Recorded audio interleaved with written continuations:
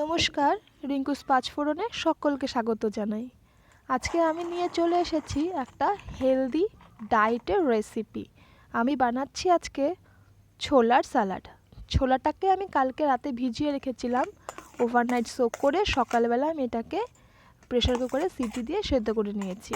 এবারে কিছু সবজি আমি কেটে রেখেছিলাম, শসা, টমেটো, কাঁচা লঙ্কা, ধনেপাতা। এগুলোকে এক এক করে দিয়ে দিলাম এর মধ্যে, আর দিয়ে দিচ্ছি হাফ কেটে রাখা লেবুর রস।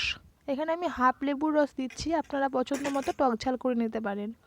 তো এর মধ্যে দিয়ে দিচ্ছি এবারে নুন। আমার কাছে বিট নুন ছিল না, তাই আমি নর্মাল নুন দিয়েছি। আপনাদের কাছে বিট নুন থাকলে সেটাই দেবেন। আর দিয়ে দিচ্ছি একটু স্বাদের জন্য চাট মশলা। এগুলোকে এবারে খুব ভালো করে মিশিয়ে নেব। আর মিশিয়ে নিলেই কিন্তু তৈরি হয়ে যাবে আমাদের এই স্যালাড। একদম ইজি, খুব উপকারী এই স্যালাড।